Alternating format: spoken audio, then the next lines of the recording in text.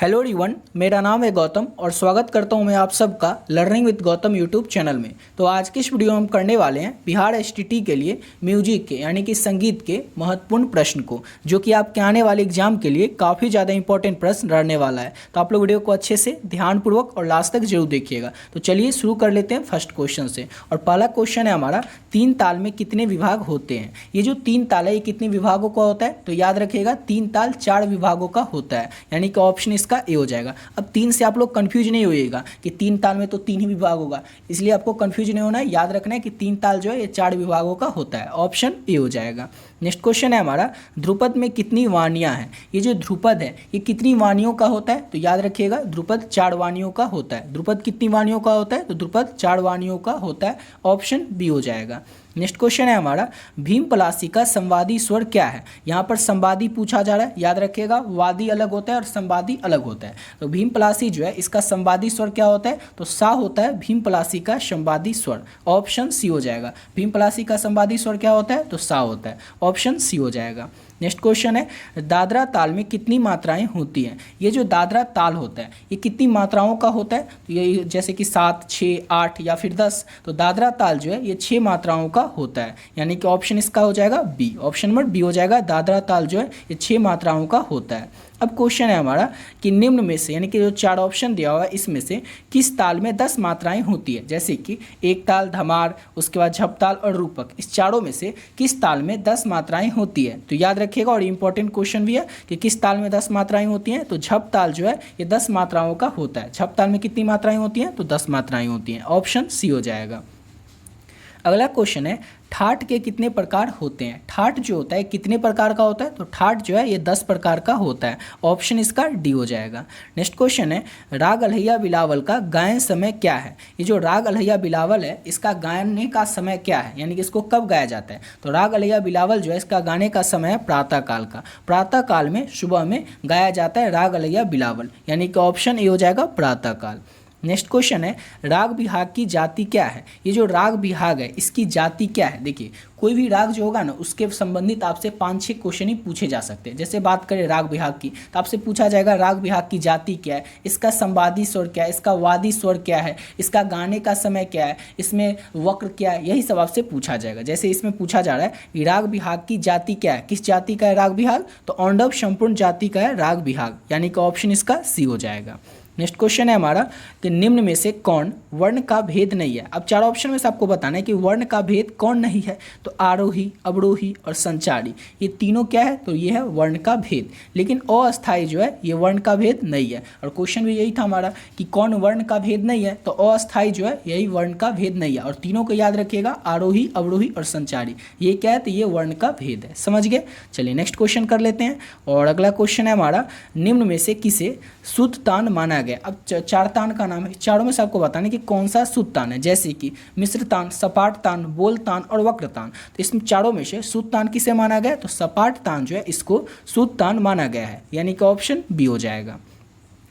Next question है, निम्न में से कौन बांसुरी वादक नहीं है। अब 4 नाम दिया, इस चारों में से आपको बताना है कि बांसुरी वादक कौन नहीं है। तो पहले तो ये आपको पता होना चाहिए कि कौन कौन बांसुरी वादक हैं। तो देखिए पन्नालाल घोष, हरिप्रसाद चौरसिया और रूपक कुलकर्णी, तीनों का नाम अच्छे से याद रखना है। एक क्वेश्चन यहाँ से आपका बन भी सकता है। तो याद रखिएगा पन्नालाल घोष, हरिप्रसाद चौरसिया और रूपक कुलकर्णी, ये तीनों क्या थे, तो ये बांसुरी वादक थे। लेकिन गोपाल मिश्रा जो है ये बांसुरी वादक नहीं है। क्वेश्चन यही है हमारा कि बांसुरी वादक कौन नहीं है, तो गोपाल मिश्रा जो है ये बांसुरी वादक नहीं है। बाकी बचे ये 3, पन्नालाल घोष, हरिप्रसाद चौरसिया और रूपक कुलकर्णी, तो ये तीनों क्या है, तो बांसुरी वादक है। समझ गए।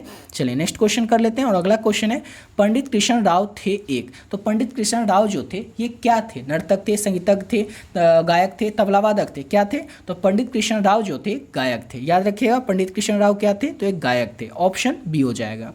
नेक्स्ट क्वेश्चन है हमारा, सरोद वाद्य को किस वर्ग में रखा जाता है। ये जो सरोद वाद्य है इसको किस वर्ग में रखा जाता है, तो याद रखिएगा सरोद वाद्य को तत्व वर्ग में रखा जाता है, ऑप्शन इसका ए हो जाएगा। और आपका जो इकाई नंबर 6 है वो देखिएगा, उसमें यही आपको पढ़ना है कि जैसे सरोद वाद्य को किस वर्ग में रखा जाता है, तत्व क्या हुआ, इसका और भी इससे रिलेटेड बहुत सारे वो सब आपको इकाई 6 में पढ़ना है। टोटल इकाई कितना है, तो पेपर फर्स्ट जो है उसमें टोटल इकाई 15 है, और पेपर सेकंड जो है उसमें टोटल इकाई कितना है, तो पेपर सेकंड में 17 इकाई इकाई है। ये पूरा आपका सिलेबस है।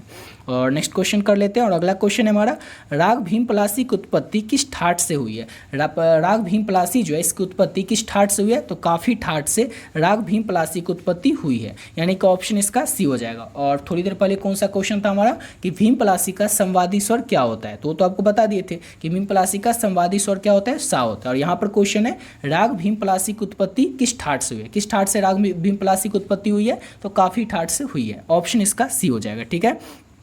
और देखिए, अगर आप लोग इस सब का पीडीएफ लेना चाहते हैं तो वो भी ले सकते हैं। ऑलरेडी आप लोगों को पिछली वीडियो में बता चुके हैं, इसमें भी आपको शॉर्ट में बता देते हैं पीडीएफ में क्या मिलेगा और किस तरह से लेना है। समझ गए? आपको पता होगा आपका एग्जाम है 28 को, सबको पता है एग्जाम 28 को। एग्जाम के में बहुत ही कम टाइम बचा हुआ है और कम टाइम में आप लोग अच्छे से इस पीडीएफ को लेकर के अपने एग्जाम की प्रिपरेशन बहुत ही कम समय में और बहुत ही बढ़िया तरीके से कर सकते हैं। कैसे कर सकते हैं तो वो आपको बताते हैं। अगर आपका पेपर फर्स्ट होगा, चाहे आप लोग 9-10 से फॉर्म फिलअप किए होंगे, या फिर आपका पेपर सेकेंड होगा जब आप लोग 11-12 से फॉर्म फिलअप किए होंगे, और कई सारे लोग होंगे जिनका दोनों होगा, हो भी सकता है। तो पेपर फर्स्ट जैसे है आपका, तो पेपर फर्स्ट में यहाँ पर 14 लिखा हुआ है लेकिन 15 इकाई हैं। तो ये जो 15 इकाई हैं और पेपर सेकंड है इसमें 17 इकाई। इसमें क्या पढ़ना है, कितना पढ़ना है, जो भी आपको पढ़ना है पूरा थ्योरी का जो पोर्शन है इस पीडीएफ में ऐड कर दिए। अगर आप लोग पढ़ लेते हैं तो थ्योरी का पोर्शन, इसके अलावा आपको कुछ भी पढ़ने की जरूरत नहीं है, पूरा यहीं से आपका कंप्लीट हो जाएगा। टोटल 60 से 70 पेज का ये पीडीएफ है, इसको बस पढ़ लीजिए, आपका थ्योरी का पोर्शन कंप्लीट।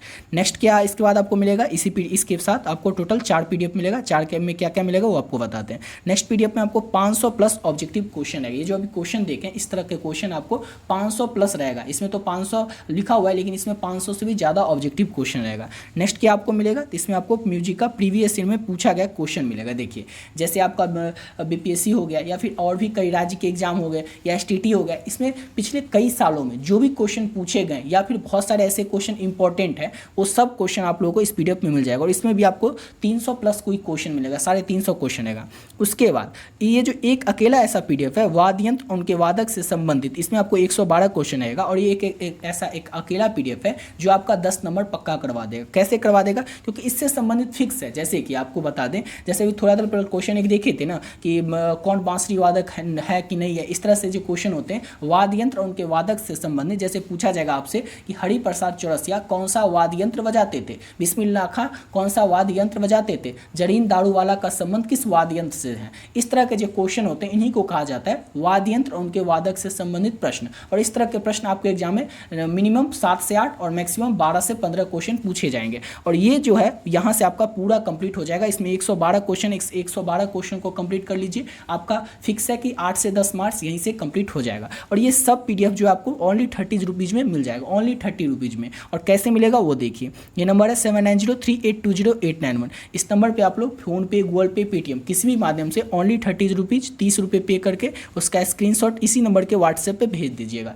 फिर से बता देते हैं आप लोगों को, इसी नंबर पे 30 रुपये पे करना है और इसका स्क्रीनशॉट जो आप पे कीजिएगा इसी नंबर के व्हाट्सएप पे भेज देना है। और एक बार मैसेज कर देना, पेपर फर्स्ट हो आपका या पेपर सेकंड, ठीक है। और अगर आपका दोनों पेपर होगा तो आप 60 रुपये पे करके मैसेज कर सकते हैं, स्क्रीनशॉट भेज सकते हैं, ठीक है। तो इस तरह से आप लोग इस पीडीएफ को लेकर के बहुत ही कम समय में और बहुत ही बढ़िया तरीके से अपने एग्जाम की प्रिपरेशन कर सकते हैं। बहुत ही गहन अध्ययन करके इस पीडीएफ को तैयार किया गया, खासकर इसमें जो है जितना थ्योरी का पोर्शन अगर आप लोग इसको अच्छे से कर लेते हैं तो आपका अधिकतर 70 to 80% जो सिलेबस है यहीं से कवर हो जाएगा। और प्रैक्टिस के लिए इतना क्वेश्चन कर लीजिए, काफ़ी है, समझ गए।